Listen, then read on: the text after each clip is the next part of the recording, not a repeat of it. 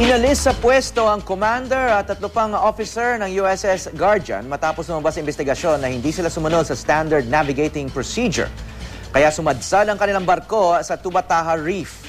May news to go si Rafi Tima. Dahil sa pagsadsad sa Tubataha Reef na isang UNESCO World Heritage Site at dahil na rin daw sa nawalang kumpiyansa sa kanilang liderato, inalis ng US Navy sa pwesto ang commanding officer at 3 pang opisyal ng minesweeper na USS Guardian. Batay sa paunang investigasyon ng US Navy, lumabas na hindi nasunod ng commanding officer, executive officer, assistant navigator at officer of the deck ng barko ang ilang standard navigation procedure, kaya sumadsad ang barkong pandigma sa mga bahura.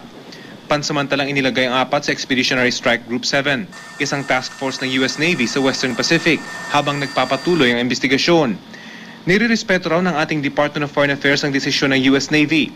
Hinihintay naman daw nila ngayon ang resulta ng investigasyon ng Philippine Coast Guard, pati na ng Maritime Ecological Assessment sa Tubataha Reef para malaman ang eksaktong lawak ng pinsalang idinulot ng pagsadsad. Kung nirelieve ng US Navy ang mga opisyal ng barko, ang iba pang crew inilipat naman sa USS Warrior. Nakabase ito sa Japan na gaya ng USS Guardian ay isa ring minesweeper o barkong kayang magpasabog ng mga bomba sa dagat. Mula sa Puerto Princesa, Palawan, Rafi Tima, GMA News.